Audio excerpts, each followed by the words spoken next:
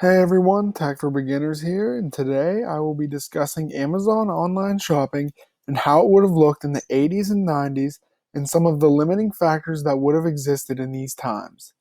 So, for starters, to define Amazon online shopping, I am going to be using this write up I created on Hack CMS.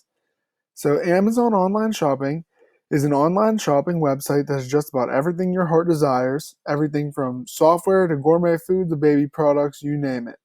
With an Amazon Prime membership, the user receives additional benefits such as free 1 or 2 day shipping and streaming music and videos.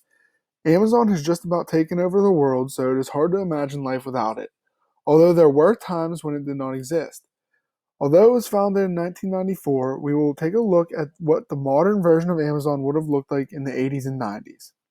So, in the 80s, command line interface was all the rage and what people would have had to use to access Amazon online shopping. So, what is command line interface?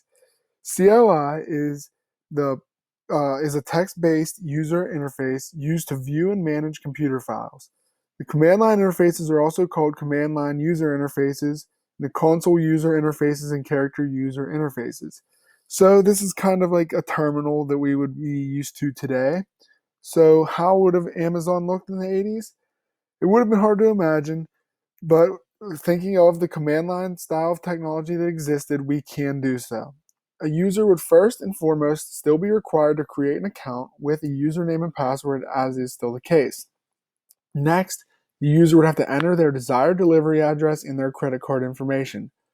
This would be a lot less convenient than it is today because none of this information would be saved and remembered, and it would be required to be re entered every time in the command line interface.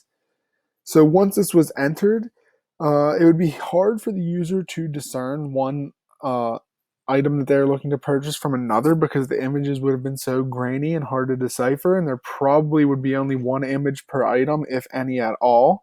So the user would have found these images by using the command line interface. But once they do have the item that they would like to purchase, they would have three options: the purchase now, do not purchase, or add to shopping cart.